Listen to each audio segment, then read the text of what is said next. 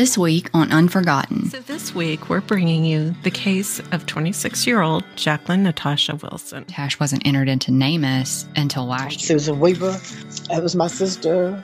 That was my best friend. I'm Tanya Orso. I'm her sister-in-law. My husband is Cleve Orso. She loved to laugh. She loved to joke around. She loved to play around. You know, she had a drug addiction. She did. You know, we all go through things that in our lives. She told him that she would, she wanted some kind of help. Could he please help? Somebody that you're trying to describe as being 5'2" to 5'7" and roughly 110 to 140 pounds, who may or may not have had on a blue or green shirt with gray sweatpants or khaki pants. How many people could that possibly They looked at my sister like she's another prostitute off the streets, another crackhead off the street. When I called, I'm the one that filed the missing person report. And the cop that had came to the house to take it, he looked at me and he said, it's just another one off the streets.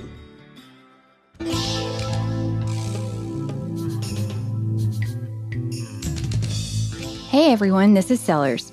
And this is Stormy. And this is Unforgotten, where each episode will highlight unsolved missing, murdered, and suspicious death cases in Alabama in order to raise awareness and hopefully obtain some answers for victims and their families. Please remember that any individual referenced in the podcast should be considered innocent until found guilty in a court of law, and any opinions or views expressed in the podcast are solely those of participants. Listener discretion is advised, as some of the content discussed in the podcast may contain violence or graphic descriptions and may not be suitable for all audiences. Be sure to join our Unforgotten Patreon channel today to gain exclusive benefits, including early access to ad-free episodes and bonus content. By subscribing, you'll also be supporting the efforts of ACCA in assisting families and raising awareness for Alabama cold cases. And now for episode 33, Jacklen Tash Wilson.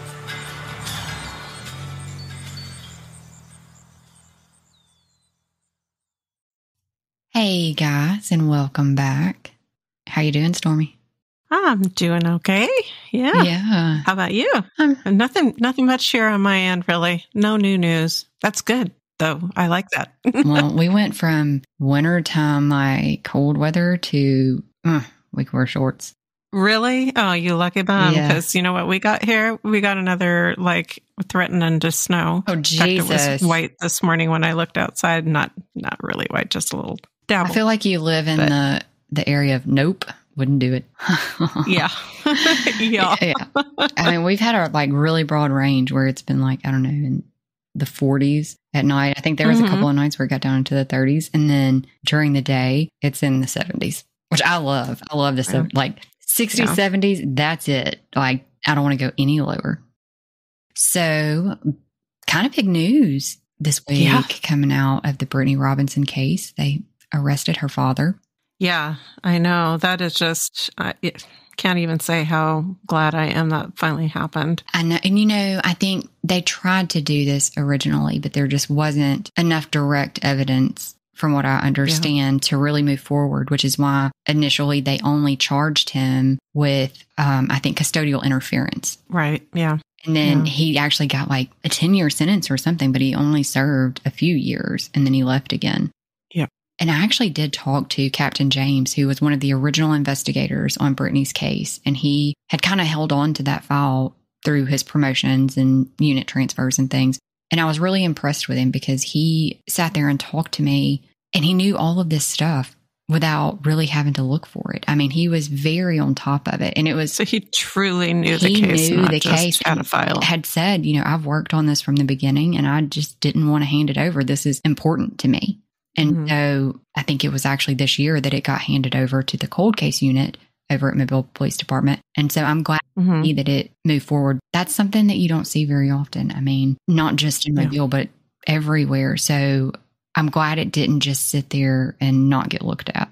Yeah, I am too. And, it makes me curious what it is that changed between me too. The first arrest and now. Me too. But I am hopeful. I mean, it's never the outcome that you want for the families, especially when you're searching for somebody that's missing. You may have an idea that this is what happened, but you still remain hopeful that they're coming home. you're going to find them. Right. And I can't imagine how Tiana must feel reading that. I talked to her after it. She said she just wasn't prepared. She thought she was prepared, but she wasn't.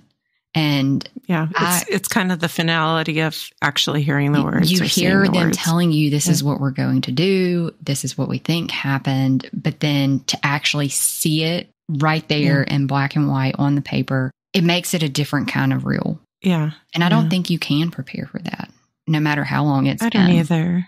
Yeah, I don't either. And, this is going to start a whole other, path for her, because now there's, whatever they're going to do as far as trials go. Right. And, is he going to reveal where Brittany is, or do they have information that maybe they might already have an idea of where to look? Yep. Yeah. So, there's a lot of things that go on from here, and it's got to dredge up.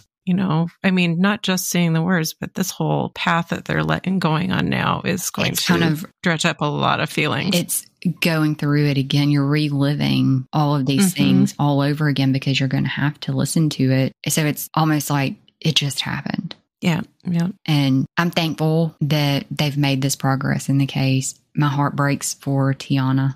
Yeah, and I hope that, we talk about it all the time. Their closure isn't a real thing, but I think it was actually Captain Bonner that made a comment one time about, I don't like to say closure because there is no closure really, but it does start the path to healing. And I thought that was really good, because it is such a great kind of description to capture everything, because there is that hole there, and there is no closure when you're not ever going to see them again. That's always going to be there. You're always going to miss them. But at least maybe this will allow them to start that path of healing, because some of the uncertainty has been removed. Right. There'll probably be a scar around for life, but the healing happens eventually.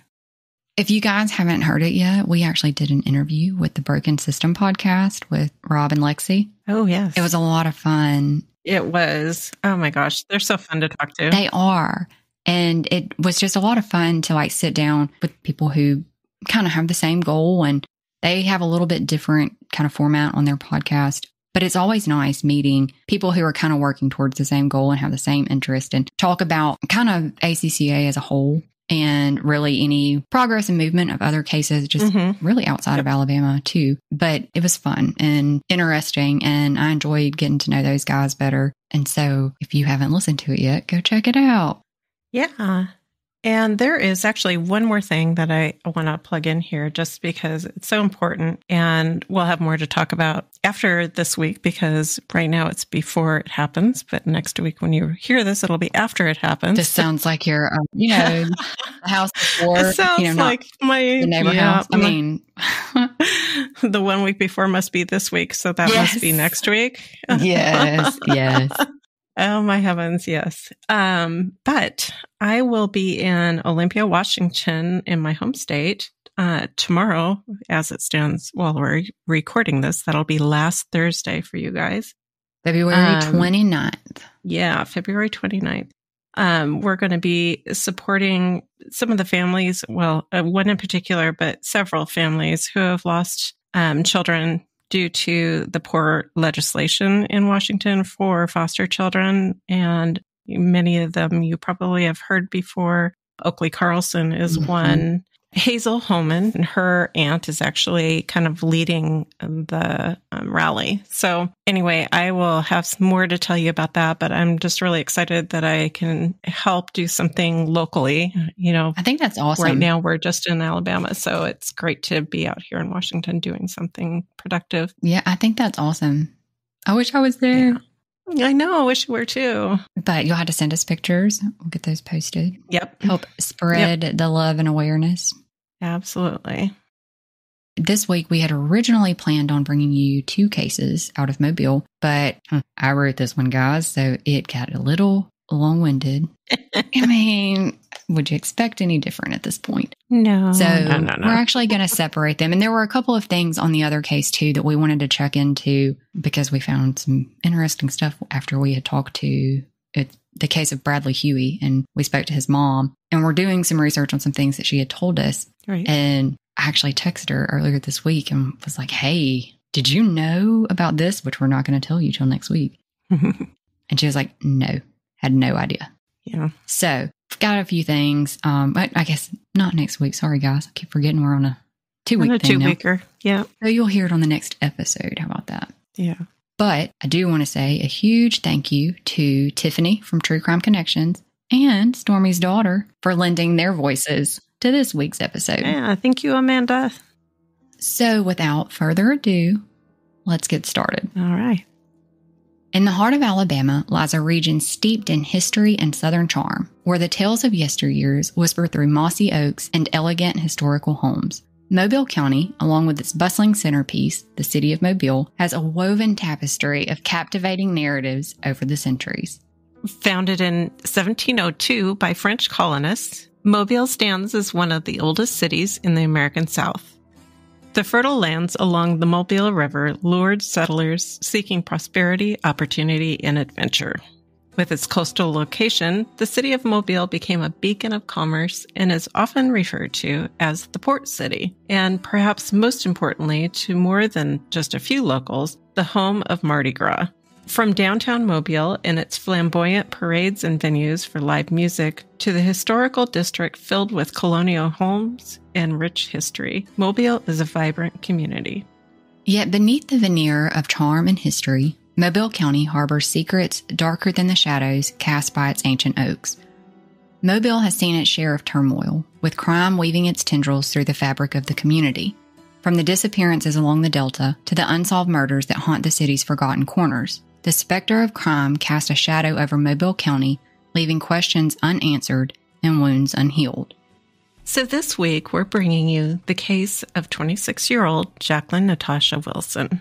As a side note, there are some discrepancies on her date of birth. Her family did confirm that she was born in 1975, but there are some records that say she was born in 1974. So the court records have her birthday as 1974, so I don't know how that happened. I don't know either. It may have a little bit to do with the fact that she does have a few aliases that she goes by, and she could have provided maybe something different with her age at one point for some reason. Who knows? But for the purposes of this episode, we're going to stick with her well-known nickname, Tash.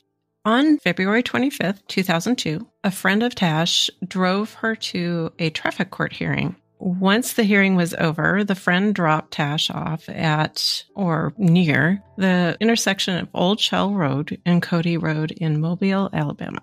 As her friend drove away, he witnessed a vehicle stop near Tash, and an unidentified man exited the vehicle, at which point it appeared that Tash and the man engaged in a heated altercation. Tash's friend turned around, and by the time he made it back to Tash's location, both she and the vehicles were gone. February 25th, 2024, marked 22 years since Tash was last seen or heard from. Tash is a white female between 5'2" and 5'7", roughly 110 to 140 pounds. At the time of her disappearance, she had brown hair and brown eyes. We talk about it a little bit at the end or a little bit later in the episode about this coming about. But, Tash wasn't entered into NamUs until last year. Yeah. That's a long time. And so that's like it is a long time. And I don't know if maybe that has something to do with the fact that it's got such a wide range. Yeah. I was looking, 5'2" to 5'7", a couple inches and a few pounds, 110, 140. We've talked about this with other people before. Sometimes the weight ranges are a huge discrepancy, even though they're the same amount as other people. Like if it was 140 to 160, that would be sound normal because it's kind of a weight classification almost. But 110 is really light. And I look way different at 110, which I haven't been in, I don't even remember, than 140. Well, I feel like she was kind of a petite woman. I bet she was closer to the 5'2". And, even though this is the official listing for her height and weight, in the court records, they actually, when they do an intake on an inmate, they actually do usually weigh them and get their height and all of that. So they have a current description of them, I think. I think that's the reason why they do it. And her records actually say 5'4" and 135 pounds. And it also says blue eyes, which is, and it also I saw says that blonde. and I thought So that very well could have been just like bleach or, that sort of thing. So I think it was bleach. Tanya sent us actually pictures of Tash. And there's one of where she has, it's a very pink haircut, like the singer pink, not the color pink, where it's kind of like the mohawky. And I feel like it was really edgy at the time because it was kind of before the time, I think. Right. And maybe I'm wrong, but like that's not how I remember hair in the 90s. The first person I remember seeing with hair like this was pink. But I could be wrong. It could have been like that. It actually is a super cool haircut, but it's very, very blonde. And then there's other pictures of Tash where it looks like her natural hair color was brown. Or at least a very, that was just bleached. Blonde, if not, Yeah. But brown eyes, blue eyes, that's a big discrepancy. Really I'd like to know what her driver's license. They were hazel. I could see where the brown eyes maybe came from. I'd like to know what her driver's license blue and brown aren't really close. No, not at all. So maybe another question for a family if they know. We were talking about the discrepancy in her birthday. Like when you pull up Alicourt with her name on it, it says 4/28/74. But I'm sitting here looking at a report from the Board of Pardons and Paroles where it has it 4/28/75. So I don't really understand why there's no consistency. Yeah. But we say that a lot of times. So we do. And it matters. I mean, physical description matters because you're trying to talk to people who may have seen this person. And if you don't even have the right description, I mean, that's kind of a big deal. Yeah, very much so. They may think that you're describing someone else completely. Yeah. Or what, I mean, it matters. It does. Not just because this is a person and the details matter because they are real and that belongs to them. It describes who they are. By not getting those right, it does a disservice to that person. Well, it does. I mean, if somebody actually did see her and went by the description and says, oh, well, she didn't have brown hair and she didn't have brown eyes because I was talking to her and they're definitely blue, Oh, well, I'm 5'7", and, the person I was talking to was way shorter than I was. So she definitely isn't 5'7". Things like that matter. They matter. They do. Very much so. It frustrates me. Yeah. To no end. Tash, the next to the youngest of 6 children, entered the world on April 28, 1975. It was a large, tight-knit family. I'm Susan Weaver. That was my sister. That was my best friend. I'm Tanya Orso. I'm her sister-in-law. My husband is Cleve Orso. She loved to laugh. She loved to joke around. She loved to play around.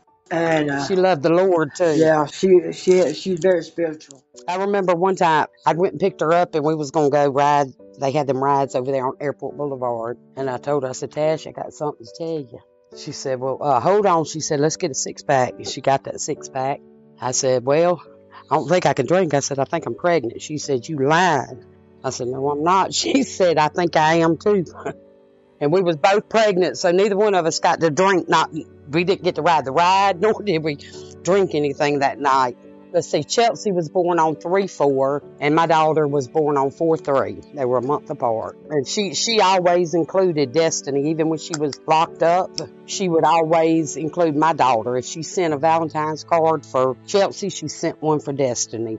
And then she would do that also for Susie's, kids too. But she always included all of them. She loved them. She loved life. She loved her family. My last time I was with her, we was at a blues concert. She come, we was standing up by the fence, and she come to the fence, and I had to go pay her way in where she can come in. we had a good time. And the last thing she told me, the last thing I remember her telling me is that she loved me. The last time I heard from her, she was crying and she told me she loved me. That was the night before court. She had talked to me and she had asked to speak to her brother, and she didn't ever do that. And I give him the phone, and I went in there and I was cooking, and he hollered for me to get the phone. I got the phone and she was crying. And I hollered at him. I said, what did you say? And she said, no, sis-in-law. She called me sis-in-law. She said, he didn't say nothing. He just told me that he loved me, she said, and told me, to come stay with y'all, and that everything, that I could get straight over there with y'all. And my husband never told nobody he loved them, so that had her upset. And that was the last time he talked to her, and the last time I talked with her also. I really enjoyed talking to her sister Susie and her sister-in-law Tanya. Yeah. To listen to them talk, they were very close. That's so awesome. I love it when we hear that. I always feel bad when we're talking about somebody who really didn't have a lot of family, or there was, bad feelings somehow in the family before whatever happened. Yep. So this is really nice to hear. It is. And she seems like she was a lot of fun. Like I said, she had that really cool haircut. Mm-hmm. According to an article that was printed around the time of her disappearance, she loved roller skating and swimming. And her family says that her laughter and jokes were just constant in their household. Yeah. And I think you have to be a lot of fun to kind of love those things like roller skating and swimming. And I love roller skating and I'm terrible at it because I have no balance. I wish when I was younger. Oh my gosh, that was like my friends and I, we used to go down to the skating rink all the time when we were younger. Yeah. Loved it. Always wanted to be able to roller skate backwards. Yeah. But I can barely roller skate forwards. I'm like over there, they now have like a PVC pipe walker and they have wheels on them. And so they're for children. They're small. Well, you're small, and they've got like 4 wheels so they can like hold on to it with their roller skates and it helps them get balance to like roll around the thing. Yeah. I don't use them. I wasn't saying I use them except for that once, but I'm like a rock, I guess. Like I have zero balance and like do not skate in front of me because if you fall, I'm falling on top of you. I don't know how to stop. Yeah. So I'm not responsible if you put skates on my feet for what happens afterwards. But I love it. That's awesome. That's really awesome. I'm better at ice skating, but I've only been once. So I've been a couple of times ice skating. I can say that once I'm there and I'm skating, I get a little bit better, but it's tough. You have to have really strong ankles for ice skating, I think. Well, I don't have those, but I did much better with that than I do with roller skating. Through cherished memories shared by her sister Susie and her sister-in-law Tanya, it became evident that Tash embodied more than just a daughter, sister, and mother, but also someone in the relentless grip of a drug addiction, a battle she struggled to overcome. She had a drug addiction, she did. We all go through things that are in our lives, but she also was tired of the lifestyle. She always had respect for her family because she didn't want her family seeing her out there. And if we seen her on the street or something like that, she'd always try to hide from us because she didn't want us to see her in that shape or anything like that. And didn't want us fussing at her. According to an article printed in the Mobile Press Register around the time of her disappearance, there were moments when Tash's family found themselves struggling to make ends meet. Yet they always managed to make the most of their situation, crafting a life that felt abundant for Tash and her siblings. However, when Tash was 10 years old, tragedy struck as their family home was engulfed in flames, an event that marked a huge turn in Tash's life.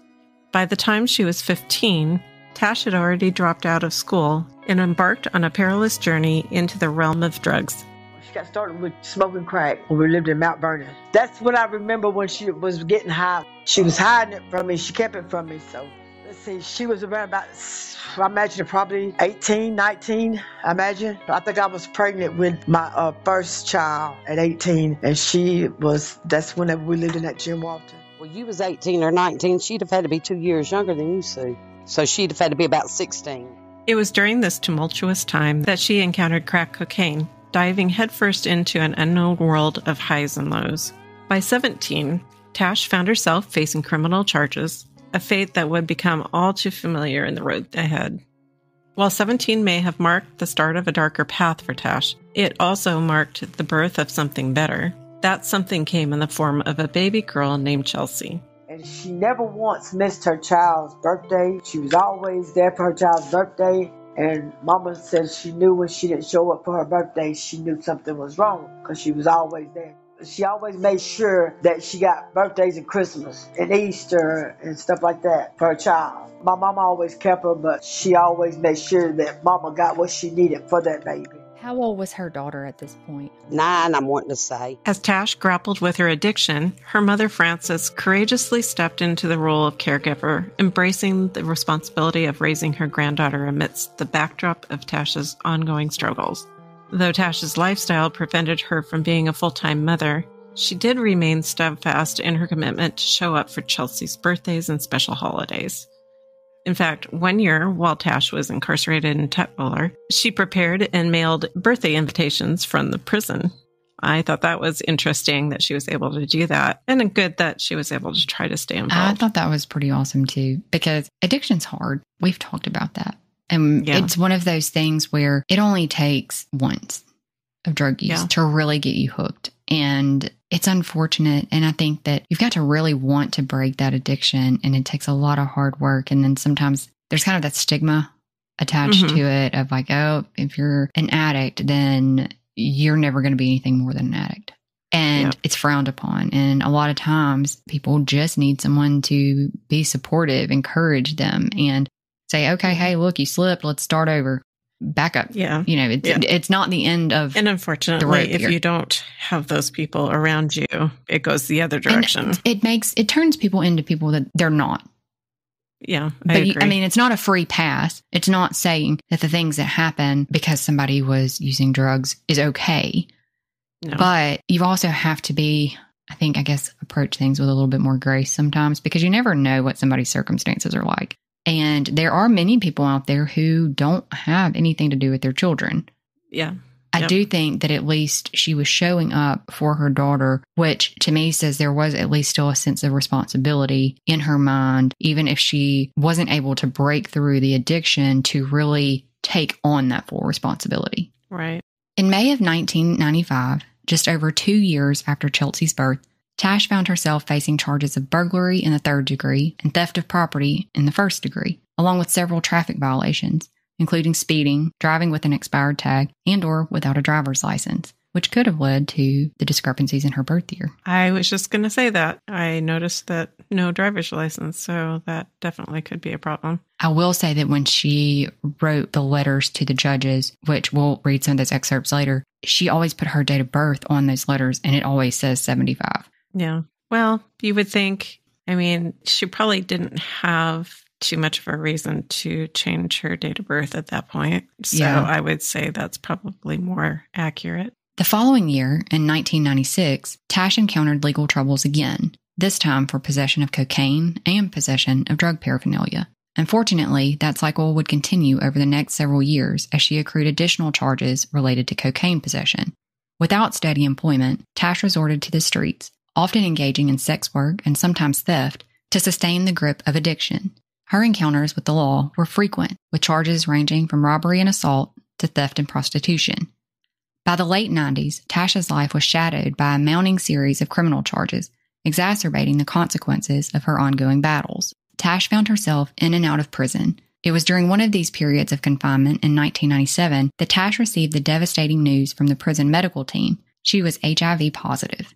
Unfortunately, at that time, many of the Alabama prison facilities didn't have drug programs for HIV-positive inmates, which prevented Tash from participating in many of the available rehabilitation programs. One of the judges actually asked somebody in their office to confirm this information about HIV-positive inmates not being able to participate in these programs. Like, was there a program available that they could do? And there was kind of like the entry-level, basic level type rehab program, but for what they called the SAP program, which was, fuller, more robust program, more in-depth. She wasn't able to qualify for that unless they had a group of 10 or more that were also HIV positive. Then they could do a program just for them. Oh, gotcha. So they had to have more participants. Okay. Right.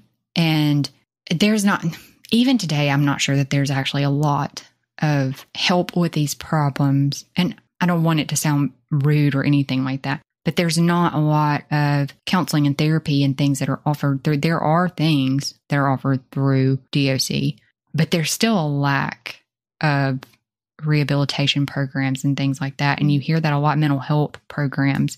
And sometimes that we have this big overcrowding thing. And sometimes the drug rehab programs or mental health programs, things like that could aid in that, because sometimes that's really all that people need. Yeah. Yeah. They really just need that help, and sometimes they just don't know how to get it. And I don't know if it's funding or what, because, there is a lot available out there now in this day and age. Unfortunately, probably not as much back then, but still, even then, there were programs and there was, some treatments that she could have taken advantage of had she not been where she was. While Tash may have occasionally hidden from her family out of shame, she was unabashed about her addiction, frequently sending letters to the court pleading for assistance. When she was in prison, she had wrote the judge and told him, that she had been to prison, but she needed some kind of rehab or something. Back then they didn't, have any kind of nothing for her like that. And she told him that she would, she wanted some kind of help. Could he please help her? She even wrote the pastor and everything. And today he still got them letters and stuff. While Susie and Tanya mentioned Tash's letter writing, delving into the contents of these letters revealed the profound challenges that Tash had been facing. We were able to obtain many of these letters from Tash's court records. Would like to share a few excerpts with you. In 1997, Tash sent a letter to Judge Key, which reads in part, I have been on crack for 7 years. I was unable to go to the drug program in prison because I have HIV, AIDS. I am 23 years old. I ask for some help. I want to ask you to order me to get my GED. I only went to the 6th grade. In 1998, she sent another letter to Judge Kittrell, which reads in part, I will come before you on the 26th of May for probation violation. I have been on drugs for 9 years. I am seeking help. I ask you to order me to a treatment center. I have never had any treatment. I went to prison last year to go through the drug program, but I was tested positive for HIV, AIDS. That alone excluded me from all DOC programs. I hope you can recommend a treatment center that will take my health, and I also have a 5-year-old little girl. In 1999, Tash sent another letter to Judge Kittrell, which reads in part, I will soon come before you on violation of probation. I have been to prison. I didn't get to go to their drug program due to some health problems. I've been on crack now for 9 years. I need some kind of treatment. The whole time I've been on this drug, I've never had any treatment or counseling. I have a little girl, 6 years old, and I'm only 23 years old. I ask that you help me to get in-house treatment. My family is doing everything they can to help me. Please help me so I can be a mother to my baby. In 2000, Tash sent a letter to Judge Lockett, which reads in part, I come before you on August 11, 2000 on a violation of probation. I don't wish to be set free to the outside. I am seeking help for my drug addiction. I went to prison in 97 and I found out there that I was HIV positive and I could not go through their drug dorm or any other DOC program. Judge, I really need help. I am 25 years old. I didn't have a childhood. I've smoked crack since I was 15 years old. If I am revoked, I won't have long and I'll be free. No papers or anything. I'm scared I will end up back in here or dead. I've been accepted in the shoulder rehab. Please, if you can in any way help me. I do have one child. Please, I'm seeking help. Not a way out of jail, just a way to a normal life. It is worth noting, however, that Tash did enter a couple of different rehab facilities, but unfortunately, she was unsuccessful in completing the programs. In March of 1999, Tash enrolled in the Waterfront Rescue Mission's 90-day program, but her journey was cut short due to disruptive behavior, leading to her release shortly after. Despite this setback, she sought help again in April of the same year by entering the Shoulders 90-day rehab program. Unfortunately, her time there was also brief, as she was discharged for non-compliance just over a month later. Memos from the Shoulder, which were included in the court records, revealed that Tash had been, quote, fraternizing with a male client for approximately a week, leading to both individuals being caught breaking curfew. Furthermore, Tash had faced restrictions on phone usage due to inappropriate behavior. I'm not even sure what exactly would be included in inappropriate behavior. Yeah, I'm not really sure. I'm not sure. Yeah. And apparently that continued even after they lifted the restrictions. Right. None of the records from either program indicated that Tash had continued using drugs while she was there. It wasn't that she tested positive for drugs while she was there. that they said anyway, it appeared she managed to stay clean during her short stays.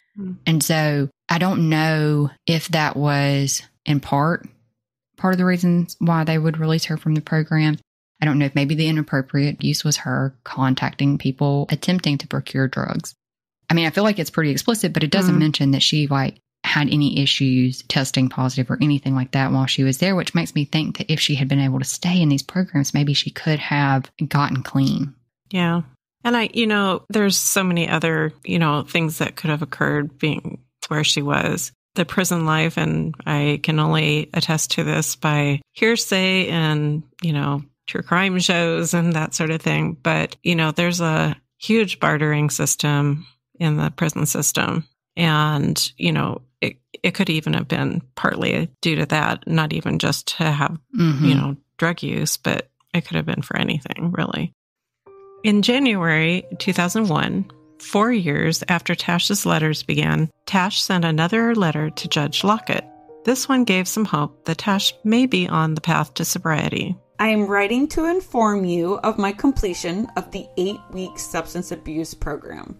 Here at Tutwiler, where you sent me to get this help. For clarification, it's unclear exactly when this letter was sent. It was dated on January 16th of 2001, but the accompanying certificate of completion for the 150-hour outpatient substance program was dated April 13th, 2001. So there's a little question there about when it actually occurred. I'm wondering if maybe she wrote the letter April 16th, but I'm not sure, honestly. Well, maybe she was anticipating it. I don't know. Possibly. Yeah. Maybe she was that was in preparation because she knew what her plan was or something. Just a few days later, Tash sent a second letter, which reads in part, I'm writing to send you this certification of completion. Judge, I would like to see if you could accept this, because I am unable to get into the SAP program, as you know, due to my health. I have already been accepted into the 90-day program at the shoulder. The certificate referenced is for the completion of the anger and stress management workshop provided by Department of Corrections. Reverend Jennifer Flowers also sent a letter in support of Tash's request, which reads in part, As you know, your ruling on her case in September required that she undergo drug treatment during the 5-month prison sentence. According to Natasha, there is currently no drug dorm for HIV-positive inmates at Tutwiler Prison. Additionally, her timesheet reflected her sentence as starting all over again. She asked that she be called back before you and perhaps arrangements be discussed for her to enter a drug treatment facility elsewhere that accepts people who are HIV positive. I understand that she is approved to re-enter the shoulder. Natasha has continued to respond very positively to the spiritual counsel she has received from our ministry and shows great potential for achieving genuine and lasting change in her life. As is often seen, Tash's involvement with some questionable individuals and situations can be attributed to her activities over the years.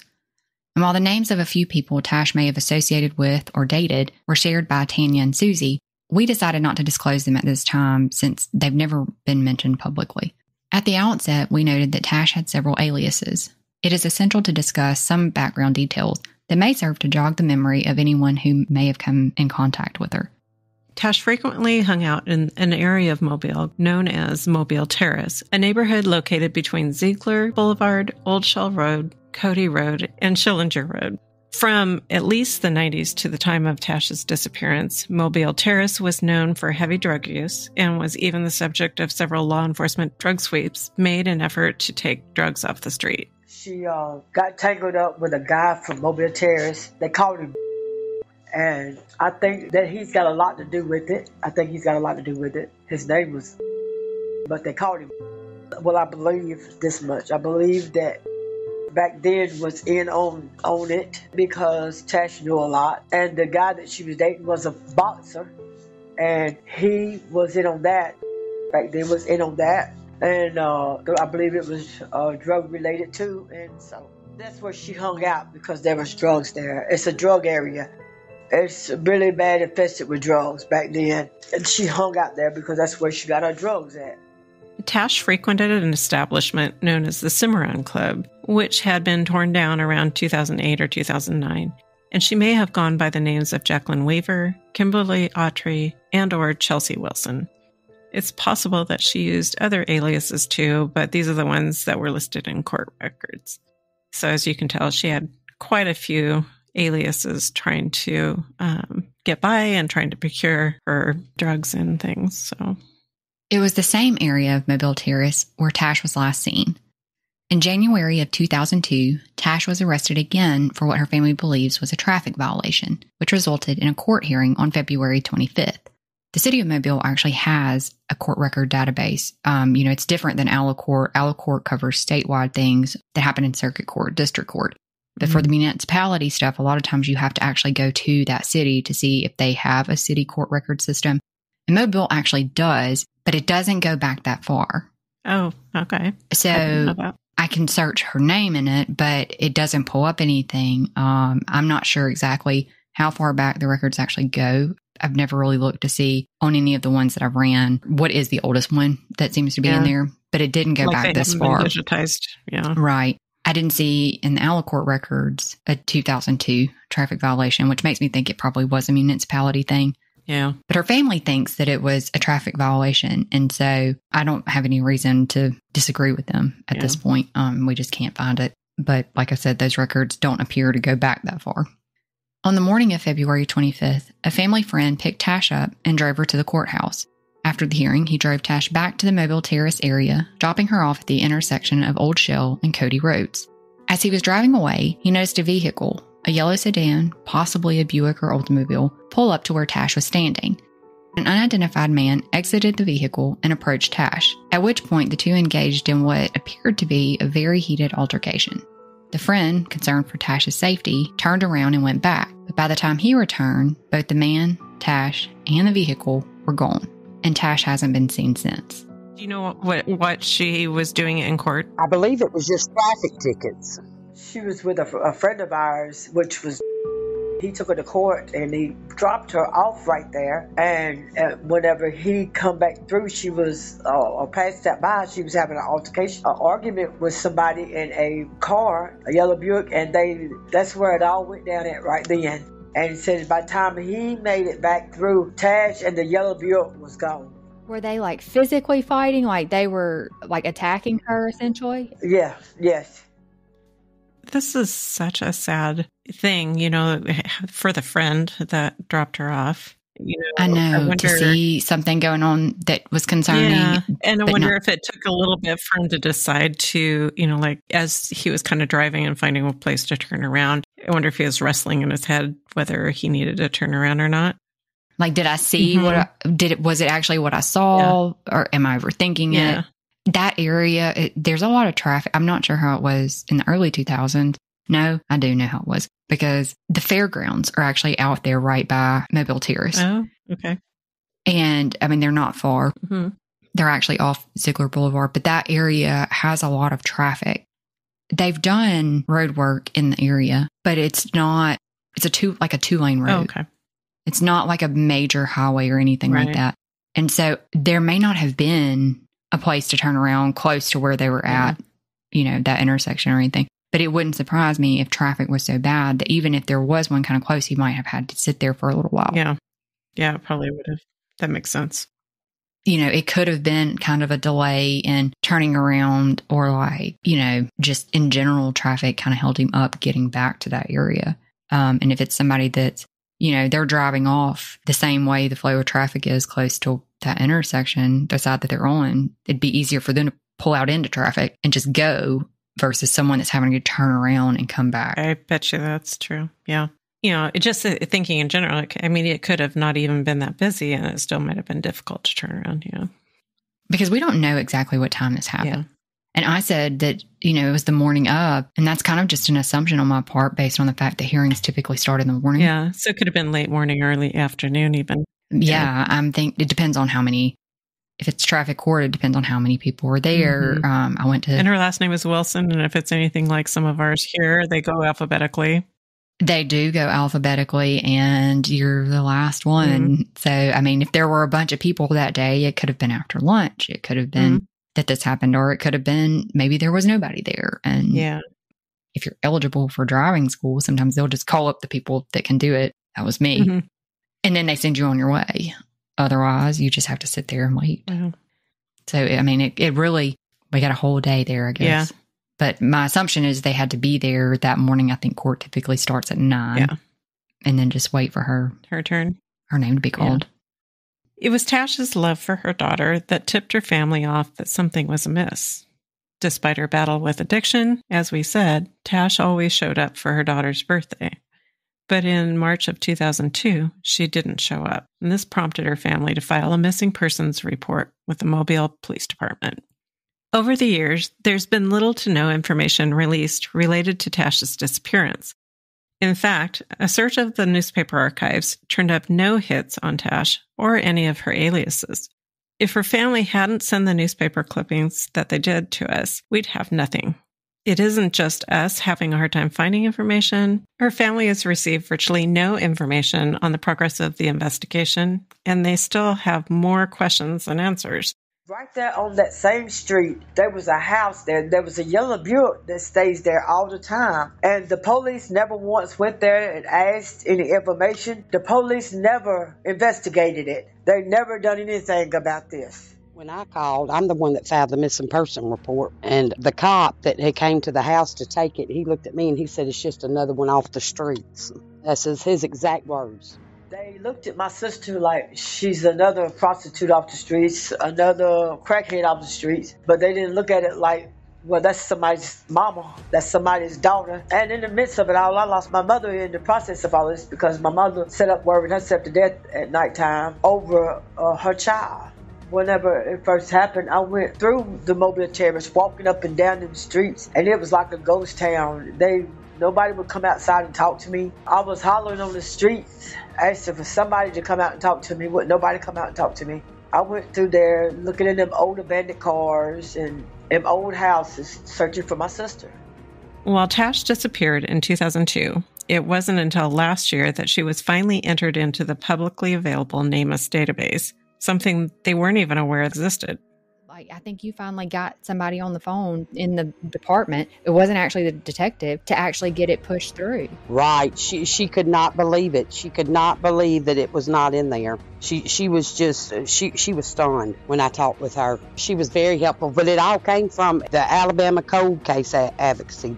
Talking with you all is what got Tash in the system because I had nowhere else to go. If it wouldn't have been for you all, I wouldn't have known what to do. And also, Miss Morris. And it's like, who else can you go to besides the police? Do you know if they've got DNA for her? I don't think so. If they did, it would be from the prison. But I'd left a message for that Nick, whoever it was, that, her brother would have the exact DNA. They have the same mom and the same dad. And he would go down there and give his DNA, but never heard nothing back. We talked to them about that. There's no handbook for families dealing with this to know that, yes, law enforcement agencies have to approve the entries that ultimately go into NamUs, but families can request the entries. Like, you can sign up, create an account in NamUs, and then you can actually put in the information. And I'm going to attempt to not get on my soapbox, but this is a publicly available database. It doesn't match the state database. We know there's more people in NamUs that are missing in Alabama than what is reflected in the ALEA database. But either way, both of those are publicly available, and people should be entered into both of them, at least one of them. And here we are 22 years later, and her family didn't know that this was an option. She hasn't been entered into it. And it still took months for the request to actually be approved. And I'm not sure. I don't know what the process is with that, because it seems like, I don't know, maybe because of the nature of the case, because there was so little on it, maybe it took longer to get approved than normal. Well, it's possible, but I mean, they put in that broad range of, the height and the weight, and like there's no mention of what she was last seen wearing, which there's discrepancies about that. Was she last seen wearing khaki pants and a green shirt, or was she wearing some kind of sweatpants? And there's a big variety in that. So then now you've not only got somebody that you're trying to describe as being 5'2" to 5'7", and roughly 110 to 140 pounds, who may or may not have had on a blue or green shirt with gray sweatpants or khaki pants. How many people could that possibly fit? Yeah. She might have had blue eyes or brown. Yeah. It's possible her hair was brown, maybe blonde. We don't really know. You're given nothing. I know. And it's frustrating. And then when you talk to families that it's been this long where they've gotten very little information or feedback or anything, it's frustrating for them because why hasn't someone told them about resources? Yeah. You know, what resources are out there, which there's not a lot, to be fair, for families, because a lot of this requires cooperation with law enforcement, with the investigative agency. Yep. And when you have an investigating agency that isn't well known for being cooperative with families, what do you do? And, you know, sadly, and some of that, this sounds like, oh, maybe this isn't something that's very common. No, it's very common. In fact, even just recently, we've talked to a couple other families who have gone through the same thing. Mm-hmm. We haven't even covered one of the cases yet, and we're still kind of researching and into what's going on with the case. But they asked us, "What can we do? We don't know what to do." And I said, "Well, I just went and looked, and their loved one was not in any databases, and this is recent. I mean, it's not like it was 50 years ago and they just lost the information. It was something that's happened in the last couple of years." So, and the sad thing is, though, you can tell families like this is an option. This is a publicly available resource. Mm-hmm. Granted, it requires approval from the law enforcement agencies to go in, but they can ask about it. And a lot of times the response they get is, "Oh, they're in NCIC." Mm-hmm. Well, what good is that for them? Yeah. Because they can't circulate that. They can't. Aaliyah actually will put together like a flyer that you can download. Yeah. Yep. That's great because the family can then download that flyer, take a screenshot of it, whatever, share it. They can't get anything out of NCIC. Yeah. So one, that leaves them with some uncertainty, like, well, are they or are they not actually in there? Yeah. I talked to an investigator about how the NCIC database will work. Could they filter that by state? Because my understanding is it is nationwide to allow other agencies in other states or whatever to pull hits from different states if they have somebody, if they've got, somebody they're booking or they have an unidentified body come in or things like that to help kind of cross-reference, I guess. And so my understanding is that you can't filter that by state to see exactly how many entries are in there. Because I was trying to find out, okay, how many entries are for Alabama and NCIC? If this is the non-publicly available database, I want to see what those numbers look like in comparison to the public databases. Yeah. But my understanding is you can't really do that. But maybe I'll try to send NCIC a letter, I guess. That would be great. I wonder if they would. I mean, it's not public information, so I don't know that they'll give it to me. Yeah. I just want to know the number. I don't want to know who's in there. I just want to know the number. Yeah. I'd like to know who's in there, but I'm not going to push my luck. Just give me a general, broad thing. Yeah. No specifics. It would be such a great project if we were able to someday sync up all the different resources. Mm-hmm.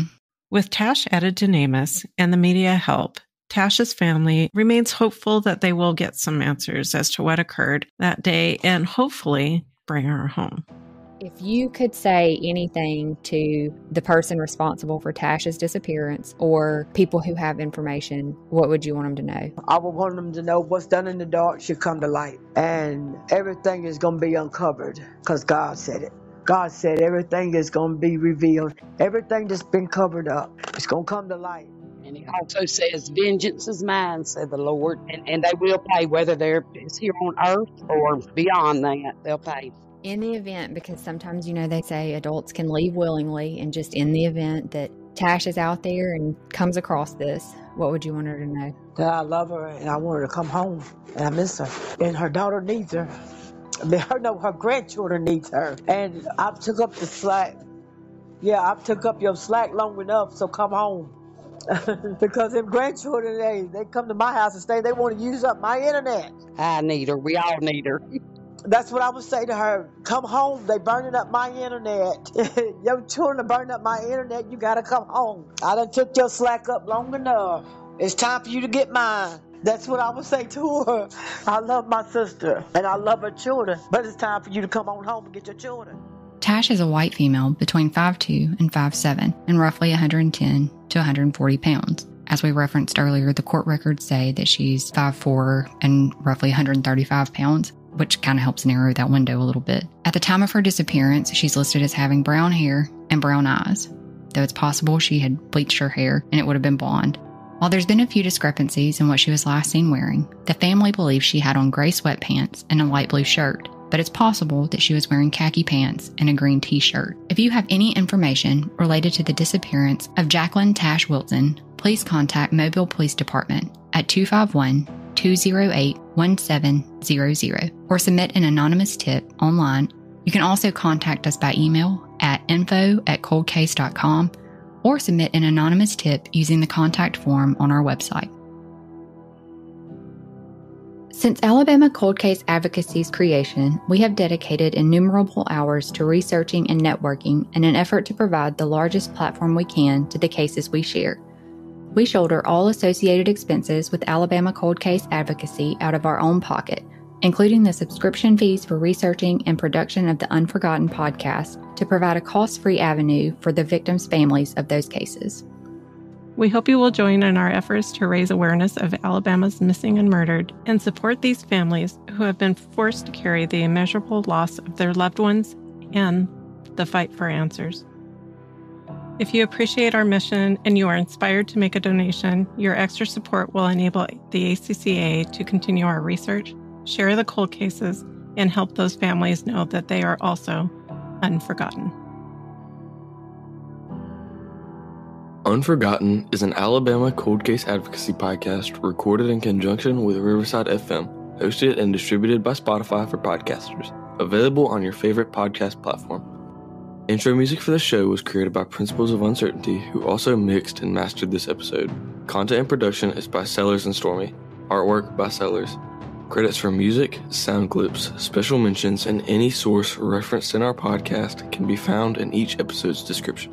We hope you will join us on all the major social media sites and continue to raise awareness of our Alabama cold cases. Until next time, thank you for listening, and remember, justice may be delayed, but the victims and their families remain unforgotten.